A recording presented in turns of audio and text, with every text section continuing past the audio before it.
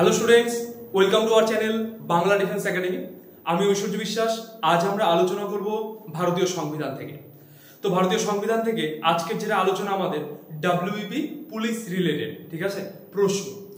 আজকের এই ভিডিওর মাধ্যমে আমরা 30টি গুরুত্বপূর্ণ এমসিকিউ প্রশ্ন সম্পর্কে জানবো, যেগুলো কিনা ডাব্লিউবিপি পরীক্ষাতে এসছে বা ভবিষ্যতেও যে পরীক্ষাটা তোমাদের কিছুদিন পরে যেটা আছে সেটাতেই কিন্তু আসার সম্ভাবনা প্রবল। তো গুরুত্বপূর্ণ 30টা প্রশ্ন আজকে আমরা এই ক্লাসে আমরা আলোচনা করব। তো ভিডিওটির সঙ্গে তোমরা অবশ্যই থাকবে। এছাড়াও তোমরা যারা এখনো জানো না যে আমাদের এই চ্যানেলের মাধ্যমে আমরা কিন্তু পুরোপুরি ফ্রিতে একটা ক্লাস করাই, যেটা ডাব্লিউবি রিলেটেড, যার নাম মিশন পুলিশ ব্যাচ। তোমরা এই রুটিনটা আরেকবার টুকে নিতে পারো, কারণ তোমাদের সামনেই কিন্তু পরীক্ষা, ঠিক আছে, আর মাত্র কয়েকটা মাস, কয়েকটা দিন বলতে পারো। এই রুটিন অনুযায়ী যদি তোমরা ক্লাস করো তাহলে আমি শিওর যে আর মিস হবে না, এবছর আর মিস কিন্তু হবে না। তো দেখো, আমার ক্লাস থাকে বৃহস্পতিবার সকাল 9টা, অর্থাৎ গতকাল কিন্তু অর্থনীতি ক্লাস হয়েছিল। আজ শুক্রবার পলিটি সকাল 9টা, কিন্তু আজ সকাল 9টার বদলে ক্লাসটা একটু দেরি হলো, ঠিক আছে, তাও সকালেই থাকছে, সমস্যা নেই। তো এছাড়াও প্রত্যেকটা ক্লাস কিন্তু তোমরা টাইম মতন পেয়ে যাও, ঠিক আছে। এই রুটিন অনুযায়ী ক্লাস করো, মিস হবে না, কথা দিলাম তোমাদের। তো আজকে আমরা পলিটি থেকে প্রথম প্রশ্ন দেখে নেব। ভারতীয় সংবিধানের কোন অনুচ্ছেদ অনুসরণ করে সংবিধান সংশোধন করা হয়?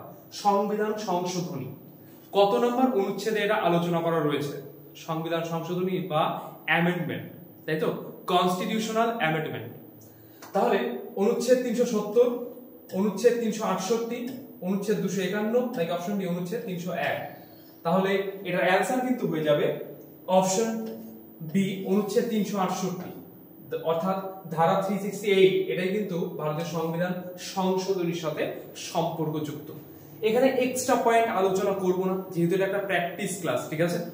দেখবে লেখা রয়েছে থাম্বনেলের মধ্যে কনসেপ্ট প্লাস এমসিকিউ রয়েছে, ঠিক আছে। নেক্সট দেখো, ভারতের সংবিধানে রাষ্ট্র পরিচালনার নির্দেশমূলক নীতি কোন দেশের সংবিধান থেকে গ্রহণ করা হয়েছে? রাষ্ট্র পরিচালনার নির্দেশমূলক নীতি অর্থাৎ ডিপিএসপি কোন দেশ থেকে নেওয়া হয়েছে? Option A Canada, B America, C Ireland, D Australia. তাহলে এই রাষ্ট্র পরিচালনার নির্দেশমূলক নীতি কোন দেশ থেকে নেওয়া হয়েছে? এটার অ্যানসার কিন্তু হয়ে যাবে অপশন সি, আয়ারল্যান্ডের থেকে কিন্তু এই রাষ্ট্র পরিচালনা নির্দেশমূলক নীতি বা DPSP, directive principal of state পলিসিও বলতে পারো, এটা কিন্তু নেওয়া হয়েছে, ঠিক আছে। নেক্সট প্রশ্ন, ভারতীয় সংবিধানে কোন অনুচ্ছেদে জম্মু ও কাশ্মীর রাজ্যের জন্য বিশেষ ব্যবস্থা করা হয়েছে? অপশন এ অনুচ্ছেদ 370, বি অনুচ্ছেদ 368, সি অনুচ্ছেদ 251, নাকি অপশন ডি অনুচ্ছেদ 301? তাহলে জম্মু ও কাশ্মীর রাজ্যের জন্য বিশেষ ব্যবস্থা করা হয়েছিল কিন্তু, যদিও এটা তুলে নেওয়া হয়েছে। তো এটা কত নাম্বার ধারা এটা করা হয়েছিল? তো এর অ্যানসার হয়ে যাবে অপশন এ অনুচ্ছেদ 370। এই 370 নাম্বার ধারাতেই কিন্তু জম্মু ও কাশ্মীর রাজ্যের জন্য বিশেষ ব্যবস্থা করা হয়েছিল, ঠিক আছে। নেক্সট প্রশ্ন, কোন ব্যক্তি গণপরিষদের সভাপতি হয়েছিলেন 11 ডিসেম্বর 1946 সালে? আচ্ছা, কোন ব্যক্তি তাহলে 1946 সালে 11 ডিসেম্বর গণপরিষদের সভাপতি হয়েছিলেন? Option A Jawaharlal Nehru, B Vallabhbhai Patel, C doctor Rajendra Prasad, D doctor Sarvepalli Radhakrishnan. তাহলে কোন ব্যক্তি হয়েছিলেন? এটা অ্যানসার হয়ে যাবে option C doctor Rajendra Prasad, ঠিক আছে। আর হ্যাঁ, এগুলোর যে ডিটেইলস ক্লাসগুলো, এগুলো কিন্তু তোমরা চ্যানেলের প্লেলিস্টে যাবে। পলিটি দুটো প্লেলিস্ট তৈরি করা আছে, ঠিক আছে। প্লেলিস্টে প্রথম যে প্লেলিস্টটা আছে সেটা গেলেই তোমরা ভারতীয় সংবিধান, ঐতিহাসিক পটভূমি, গণপরিষদ সমস্ত কিছু তোমরা ওখানে ডেসক্রিপটিভ ক্লাস কিন্তু পাবে। আর এখানে তোমরা প্র্যাকটিস করছো, তাহলে আগে ডেসক্রিপটিভ ক্লাসগুলো করো, তারপর প্র্যাকটিস করো, দেখবে সব জলের মতন হয়ে গেছে।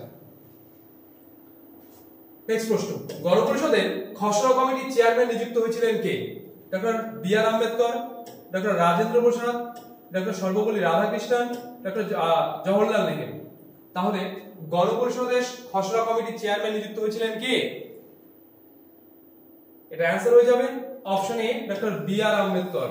গণপরিষদের খসড়া কমিটির চেয়ারম্যান কিন্তু নিযুক্ত হয়েছিলেন doctor B R Ambedkar. Next প্রশ্ন, রাষ্ট্রের নির্দেশমূলক নীতিগুলি স্থান পেয়েছে সংবিধানে কত নম্বর অংশে? প্রথম অংশে, দ্বিতীয় অংশে, তৃতীয় অংশে নাকি চতুর্থ অংশে? অর্থাৎ জানতে চাওয়া হয়েছে এই রাষ্ট্রের যে নির্দেশমূলক নীতি অর্থাৎ ডিপিএসপি এটা কত নম্বর অংশে আলোচনা করা আছে ভারতীয় সংবিধানে।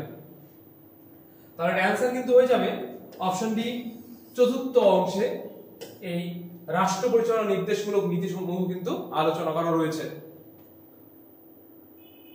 7 নম্বর প্রশ্ন, ভারতীয় সংবিধানের কোন অনুচ্ছেদগুলিতে ধর্মের অধিকার বর্ণিত আছে? ধর্মের অধিকার বর্ণিত আছে কোন অনুচ্ছেদগুলিতে? অনুচ্ছেদ 12 থেকে 21, অনুচ্ছেদ 12 থেকে 35, অনুচ্ছেদ 25 থেকে 28, নাকি অপশন ডি অনুচ্ছেদ 30 থেকে 35? তাহলে ভারতীয় সংবিধানের কত নম্বর ধারার মধ্যে তাহলে ধর্মের অধিকার আলোচনা করা আছে? অ্যানসার হয়ে যাবে অপশন সি, অনুচ্ছেদ 25 থেকে 28 নম্বর ধারার মধ্যে কিন্তু ধর্মের অধিকার সম্পর্কে কিন্তু বর্ণিত রয়েছে। ঠিক আছে, নেক্সট প্রশ্ন, সংবিধানের কোন অনুচ্ছেদে সমগ্র ভারতের বা কোন অংশে জরুরি অবস্থা ঘোষণা করার ক্ষমতা রাষ্ট্রপতিকে দেওয়া হয়েছে? আচ্ছা, রাষ্ট্রপতি চাইলে কোন একটা দেশে বা কোন একটা ভারতবর্ষে কোন একটা জায়গায় বা কোন একটা রাজ্যে জরুরি অবস্থা ঘোষণা করতে পারে। এটা তাকে যে ক্ষমতাটা কত নম্বর ধারাতে দেওয়া হয়েছে? অনুচ্ছেদ বা ধারা 249, অনুচ্ছেদ বা ধারা 350, অনুচ্ছেদ 352, অনুচ্ছেদ 368? তাহলে অ্যানসার কিন্তু হয়ে যাবে অপশন সি, অনুচ্ছেদ 352 তে কিন্তু সমগ্র ভারতের বা কোনো অংশে জরুরি অবস্থা ঘোষণা করার ক্ষমতা রাষ্ট্রপতিকে দেওয়া হয়েছে। নেক্সট প্রশ্ন, জরুরি অবস্থা জারি করতে পারে কে? জারি করতে পারেন? অপশন এ রাষ্ট্রপতি, বি প্রধানমন্ত্রী, সি উপরাষ্ট্রপতি, ডি মুখ্যমন্ত্রী। তাহলে জরুরি অবস্থা জারি করতে পারেন কে? এর অ্যানসার হয়ে যাবে অপশন এ রাষ্ট্রপতি।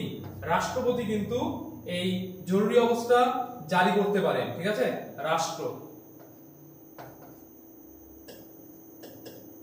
রাষ্ট্রপতি জারি করতে পারে। প্রথম সংবিধান সংশোধন করা হয় অর্থাৎ প্রথম যে কনস্টিটিউশনাল অ্যামেন্ডমেন্ট হয়েছিল এটা কত সালে হয়েছিল এটাই জানতে চাওয়া হয়েছে। অপশন এ 1952 সালে, বি 1950 সালে, সি 1948 সালে, নাকি অপশন ডি 1951 সালে? তাহলে প্রথম সংবিধান সংশোধনী কিন্তু করা হয়েছিল অপশন ডি 1951 সালে। প্রথম সংবিধান সংশোধনী এটা সময়কাল। ঠিক আছে, তাহলে এবার তোমরা কমেন্টে জানাও এখন পর্যন্ত যদি প্রশ্ন আসে 2023 সালের ডিসেম্বর মাস পর্যন্ত বা 2024 সালের ডিসেম্বর মাস পর্যন্ত এখন পর্যন্ত কতগুলো সংবিধান সংশোধনী হয়েছে। তোমাদের জন্য এটা হোমওয়ার্ক থাকলো। 2024 সালের ডিসেম্বর মাস পর্যন্ত ভারতীয় সংবিধানে কতগুলি সংশোধনী হয়েছে এটা তোমরা কমেন্টে জানাবে। 10 নাম্বার লিখবে, লিখে হোমওয়ার্ক লিখবে, হোমওয়ার্ক লিখে এই প্রশ্নটা অবশ্যই তোমরা কমেন্টে জানাবে। ঠিক আছে, তাহলে প্রথম সংবিধান সংশোধনী হয়েছিল 1951 সালে। আর আমি তোমরা যারা অ্যানসার করবে তাদেরকে সবাইকে আমি রিপ্লাই করব। ঠিক আছে, নেক্সট প্রশ্ন, ভারতীয় সংবিধানে বর্তমান তপশিলীর সংখ্যা, বর্তমানে কতগুলি তপশিলি রয়েছে ভারতীয় সংবিধানে এটা জানতে চাওয়া হয়েছে। অপশন এ তে দেখো রয়েছে 10টি, বি তে রয়েছে 12টি, সি তে রয়েছে 14টি, আর ডি তে রয়েছে 15টি। তাহলে ভারতীয় সংবিধানের বর্তমান তপশিলি সংখ্যা কতগুলি? অপশন বি 12টি কিন্তু বর্তমান সংবিধানে ভারতীয় সংবিধানে তপশিলি রয়েছে। ঠিক আছে, নেক্সট দেখো, সর্বনিম্ন কতদিন ভারতে থাকলে একজন ব্যক্তি ভারতের নাগরিকত্বের জন্য আবেদন করতে পারে? ঠিক আছে, তাহলে একজন ব্যক্তি সর্বনিম্ন কতদিন যদি ভারতে থাকে তাহলে সে ভারতের নাগরিকের জন্য অ্যাপ্লাই করতে পারবে? অপশন এ 3 বছর, বি 2 বছর, সি 5 বছর, ডি 10 বছর। তাহলে এটা কিন্তু অ্যানসার হয়ে যাবে অপশন সি 5 বছর। এবার এই সিটিজেনশিপ অর্থাৎ নাগরিকত্ব সম্পর্কে বিস্তারিত নোটস দেওয়া রয়েছে। তোমরা যারা এই নাগরিকত্ব সম্পর্কে বুঝতে পারছো না বা আগে পড়োনি তাদেরকে অবশ্যই আমি বলবো যে প্লেলিস্টে গিয়ে সেই ডেসক্রিপটিভ ক্লাসটা দেখে নাও, তাহলে নাগরিকত্ব থেকেও কিন্তু কোনো প্রশ্ন মিস হবে না। ওখানে প্রত্যেকটা ধারা, এই যে যতগুলো ধারা আছে নাগরিকত্বতে প্রত্যেকটা ধারা কিন্তু ডিটেইলসে সেখানে আলোচনা করা আছে। ঠিক আছে, কিভাবে তুমি নাগরিকত্ব পেতে পারো, কিভাবে তুমি হারাতে পারো, এবার জন্মগতভাবে কিভাবে নাগরিকত্ব পাওয়া যায়, দেশ ভাগের ফলে কিভাবে নাগরিকত্ব পাওয়া গেছে, অন্তর্ভুক্তিকরণের মধ্যে কিভাবে নাগরিকত্ব পাওয়া গেছে, প্রত্যেকটা কিছু কিন্তু ডিটেইলসে আলোচনা করা রয়েছে ওখানে। ভারতীয় সংবিধানে বর্তমানে মৌলিক অধিকারের সংখ্যা কয়টি? মৌলিক অধিকার, মৌলিক কর্তব্য কিন্তু না, হ্যাঁ, 6টি, 8টি, 10টি নাকি 14টি? তাহলে ভারতীয় সংবিধানে বর্তমানে মৌলিক অধিকার কতগুলি আছে? এর অ্যান্সার হয়ে যাবে অপশন এ 6টি। বর্তমানে কিন্তু 6টি মৌলিক অধিকার ভারতীয় সংবিধানে রয়েছে। নেক্সট দেখো, প্রথম লোকসভা নির্বাচন হয়, অর্থাৎ প্রথম যে লোকসভার ভোট সেটা কবে হয়েছিল সেটাই জানতে চাওয়া হয়েছে। অপশন এ 1949 সালে, বি 1952 সালে, সি 1953 সালে, ডি 1964 সালে। তাহলে প্রথম লোকসভা নির্বাচন হয় কত সালে? তো এর অ্যান্সার হবে অপশন বি 1952 সালে প্রথম লোকসভা নির্বাচন হয়েছিল, অর্থাৎ লোকসভার ভোট হয়েছিল। ঠিক আছে, নেক্সট দেখো, ভারতীয় গণপরিষদে প্রথম অস্থায়ী সভাপতি, গণপরিষদের প্রথম অস্থায়ী সভাপতি কে ছিল? অপশন এ তে রয়েছেন জওহরলাল নেহেরু, বি তে রয়েছেন সচিদানন্দ সিনহা, সি তে রয়েছে ডক্টর রাজেন্দ্র প্রসাদ, ডি তে রয়েছে ডক্টর সর্বপল্লী রাধাকৃষ্ণন। তাহলে ভারতীয় গণপরিষদের প্রথম অস্থায়ী সভাপতি কিন্তু ছিলেন অবশ্যই অ্যান্সার বি সচিদানন্দ সিনহা। তিনি ভারতীয় গণপরিষদের প্রথম অস্থায়ী সভাপতি কিন্তু ছিলেন। ঠিক আছে,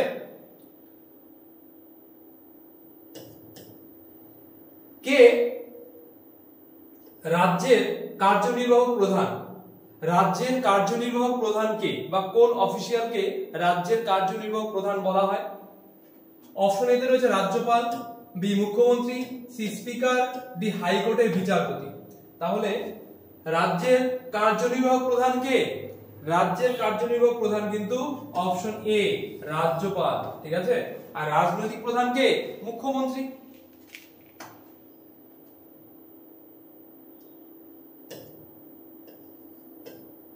রাষ্ট্রপতির কার্যকাল কতদিনের? অর্থাৎ একজন রাষ্ট্রপতি কতদিনের জন্য নিয়োগ হন বা মনোনীত হন?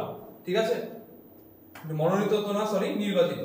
অপশন এ 3 বছর, বি 2 বছর, সি 5 বছর, ডি 10 বছর। তাহলে রাষ্ট্রপতি কার্যকাল কতদিনের? তাহলে রাষ্ট্রপতি কার্যকাল কিন্তু 5 বছরের।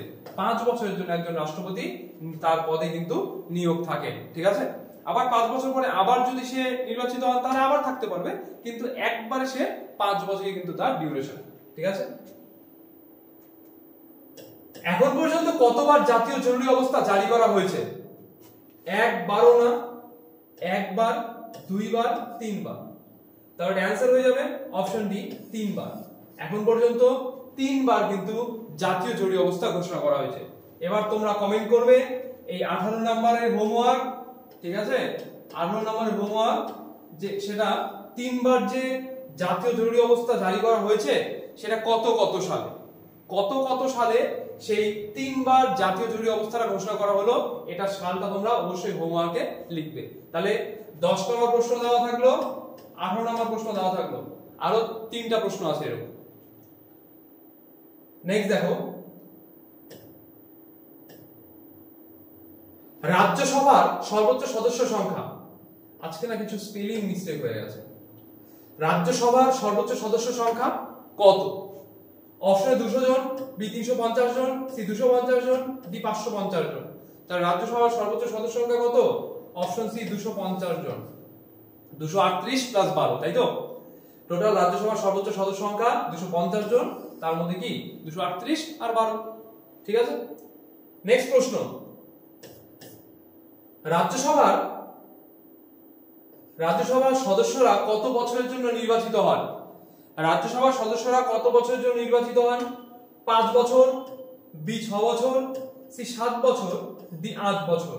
তাহলে রাজ্যসভার সদস্যদের কার্যকালের মেয়াদ কতদিন? কার্যকালের মেয়াদ কিন্তু অপশন ডি 6 বছর। অবশ্যই মনে রাখবে 6 বছর কিন্তু রাজ্যসভার সদস্যদের নির্বাচনের মেয়াদ, অর্থাৎ তারা তাদের পদে 6 বছর পর্যন্ত বহাল থাকতে পারে, যেখানে কিনা লোকসভারটা কিন্তু লোকসভার ক্ষেত্রে সেটা 5 বছর। ঠিক আছে, নেক্সট দেখো, লোকসভার সর্বপ্রথম অধ্যক্ষ ছিলেন, অর্থাৎ লোকসভার সর্বপ্রথম অধ্যক্ষ কে ছিলেন? Option A Ganesh Vasudev Mavalankar, Sachchidananda Sinha, option C Jawaharlal Nehru, D B R Ambedkar. তাহলে লোকসভার সর্বপ্রথম অধ্যক্ষ ছিলেন কে? লোকসভার সর্বপ্রথম অধ্যক্ষ কিন্তু ছিলেন অপশন এ গণেশ বাসুদেব মাভালাঙ্কার। ঠিক আছে, জিবি মাভালাঙ্কার কোথাও কোথাও থাকে, জিবি এম। ঠিক আছে, ভারতীয় সংবিধানের অষ্টম তপশিলে কতগুলি ভাষা বর্তমান? অষ্টম তপশিলের কতগুলি ভাষা রয়েছে সেটাই জানতে চাওয়া হয়েছে। অপশন এ 11টি, বি 17টি, সি 20টি, ডি 22টি। তাহলে ভারতীয় সংবিধানের অষ্টম তপশিলে কতগুলি ভাষা রয়েছে? তো এর অ্যানসার হয়ে যাবে অপশন ডি 22টি। ভারতীয় সংবিধানের অষ্টম তপশিলে মোট 22টি কিন্তু ভাষা রয়েছে। ভারতীয় সংবিধানে মৌলিক কর্তব্য ধারণাটি গৃহীত হয়েছে, অর্থাৎ মৌলিক কর্তব্য এই ধারণাটি কোন দেশ থেকে নেওয়া হয়েছে? মৌলিক কর্তব্যের ধারণাটি কোন দেশ থেকে নেওয়া? অপশন এ মার্কিন যুক্তরাষ্ট্র, B Russia, C France, D Australia. তাহলে এই মৌলিক কর্তব্যের ধারণাটি কিন্তু নেওয়া হয়েছে কোন দেশ থেকে? অ্যানসার হয়ে যাবে অপশন ডি রাশিয়া থেকে। অর্থাৎ এই যে মৌলিক কর্তব্য ধারণাটি সেটা রাশিয়া থেকে নেওয়া। নেক্সট দেখো, ভারতীয় সংবিধানের প্রস্তাবনার ধারণাটি গৃহীত হয়েছে। প্রস্তাবনা, প্রিয়াম্বল, এই যে প্রস্তাবনা, সেই প্রস্তাবনা ধারণাটি কোথা থেকে নেওয়া হয়েছে? মার্কিন সংবিধান থেকে, বি রয়েছে কানাডিয়ান সংবিধান থেকে, সি রয়েছে রাশিয়ান সংবিধান থেকে, আর ডি রয়েছে অস্ট্রেলিয়ার সংবিধান থেকে।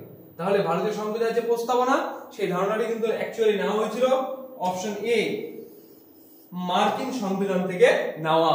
ঠিক আছে, মনে রাখবেন। মুখ্য নির্বাচন কমিশনার হলেন, মুখ্য নির্বাচন কমিশনার কে? প্রধানমন্ত্রী দ্বারা নিযুক্ত, বা মুখ্য নির্বাচন, যদি প্রশ্ন আসে এই প্রশ্নটা একটু ঘুরিয়ে দিল যে মুখ্য নির্বাচন কমিশনার বা চিফ ইলেকশন কমিশনার কার দ্বারা নিযুক্ত হন? ঠিক আছে, অপশন এ তে দেখা রয়েছে প্রধানমন্ত্রী দ্বারা নিযুক্ত হন, বি হাইকোর্ট দ্বারা নিযুক্ত হন, সি সুপ্রিম কোর্ট দ্বারা নিযুক্ত হন, ডি রাষ্ট্রপতি দ্বারা নিযুক্ত হন। তাহলে মুখ্য নির্বাচন কমিশনার কিন্তু অ্যানসার হয়ে যাবে অপশন ডি রাষ্ট্রপতি দ্বারা কিন্তু নিযুক্ত হয়ে থাকে। ঠিক আছে, কোনো হাইকোর্ট, সুপ্রিম কোর্ট বা প্রধানমন্ত্রী দ্বারা নিযুক্ত হন না।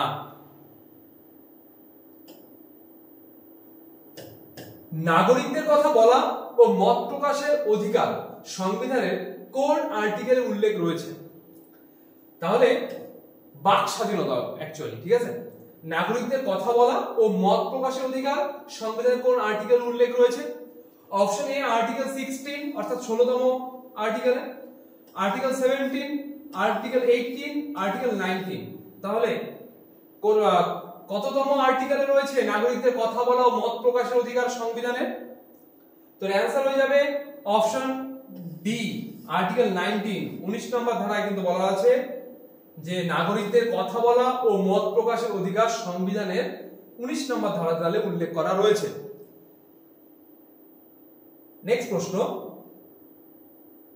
ভারতবর্ষে ভোটাধিকার ও নির্বাচিত হওয়ার অধিকার একটি। ভোটাধিকার, ভোট দেওয়ার অধিকার, এমনকি নির্বাচিত হওয়ার, যারা ভোট দিচ্ছে, দিয়ে যাকে জয়ী করছে, যে নির্বাচন হচ্ছে তার যে জয়ী প্রার্থী, সেটা একটি মৌলিক অধিকার, সাংবিধানিক অধিকার, স্বাভাবিক অধিকার, নাকি অপশন ডি বৈধ বা আইনি অধিকার? তাহলে এটার ক্ষেত্রে অ্যানসার কিন্তু হয়ে যাবে অপশন ডি বৈধ বা আইনি অধিকার। অর্থাৎ ভারতবর্ষে ভোটাধিকার ও নির্বাচিত হওয়ার অধিকার এটা একটা বৈধ ও আইনত অধিকার। অবশ্যই এটা আইনের মধ্যে কিন্তু ব্যাখ্যা রয়েছে। নেক্সট প্রশ্ন, নাগরিকদের মৌলিক অধিকার রক্ষার্থে সুপ্রিম কোর্ট ও হাইকোর্ট কত প্রকার লেখ জারি করতে পারে? ভালো করে বুঝবে, নাগরিকদের মৌলিক অধিকার যাতে রক্ষা পায় সেই জন্য হাইকোর্ট ও সুপ্রিম কোর্ট কত প্রকার লেখ বা বলতে পারো বৈশিষ্ট্য বলতে পারো সেটা জারি করতে পারে বা শর্ত জারি করতে পারে। অপশনে 3 প্রকার, বি 5 প্রকার, সি 7 প্রকার, ডি 9 প্রকার। তাহলে কত প্রকার? এর অ্যানসার হয়ে যাবে অপশন বি 5 প্রকার। এবার তোমরা যারা জানো 28 নাম্বার লিখে হোমওয়ার্ক দিয়ে লিখবে এই 5 প্রকার লেখগুলো কি কি। ঠিক আছে, এই যে 5 প্রকার যে লেখগুলো আছে এই লেখগুলো কি কি এটা তোমরা অবশ্যই করবে।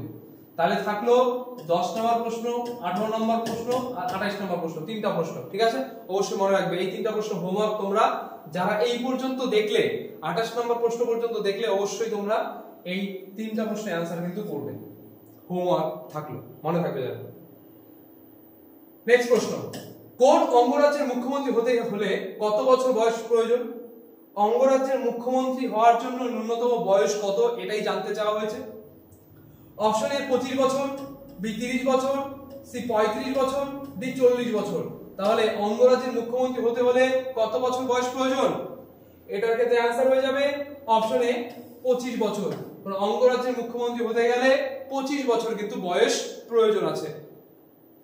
নেক্সট প্রশ্ন এবং আজকের আলোচনার বা আজকের ক্লাসে এটাই শেষ প্রশ্ন, রাজ্যসভায় কে সভাপতিত্ব করেন? অপশন এ মুখ্যমন্ত্রী, বি রাজ্যপাল, সি রাষ্ট্রপতি, ডি উপরাষ্ট্রপতি। তাহলে রাজ্যসভায় কে সভাপতিত্ব করেন? এটার ক্ষেত্রে অ্যান্সার কিন্তু হয়ে যাবে অপশন ডি উপরাষ্ট্রপতি। উপরাষ্ট্রপতি তাহলে এই রাজ্যসভায় কিন্তু সভাপতিত্ব করে। তো আজকের ক্লাসটি তোমাদের কেমন লাগলো অবশ্যই কমেন্টসে জানাবে। কোনো প্রশ্ন যদি বুঝতে অসুবিধা হয় বা কোনো প্রশ্ন সম্পর্কে কোনো রকম কোয়েরি থাকে তাও কমেন্টসে জানাবে, আমরা অবশ্যই তা সলভ করে দেবো। আর হ্যাঁ, তোমরা তোমাদের মতামত জানাতে পারো যে তোমরা সামনেই ডাব্লিউপি, এবার এর জন্য তোমরা আমাদের কাছে কিরকম ভিডিও চাচ্ছ। আমার যে ভিডিওর কমেন্ট সেকশন আছে সেখানে তোমরা অবশ্যই নিজের মতামত জানাও, আমি কিন্তু সেইভাবে তোমাদের জন্য ভিডিও খুব তাড়াতাড়ি নিয়ে আসছি, ঠিক আছে? আর অবশ্যই আমাদের চ্যানেলটিকে ফলো করো। যারা ডাব্লিউপির এই খুব কম দিনের প্রিপারেশন নিতে চাচ্ছে তোমাদের বন্ধু বান্ধব, তাদেরকে অবশ্যই বাংলা ডিফেন্স একাডেমিকে রেকমেন্ড করো, ঠিক আছে? তারা কিন্তু অবশ্যই ভালো জায়গায় পৌঁছবে, এটা আমরা আশাবাদী। তো তোমাকেও ভিডিও শেষ পর্যন্ত দেখার জন্য অসংখ্য ধন্যবাদ। দেখা হচ্ছে আগামী নতুন কোনো ভিডিওতে।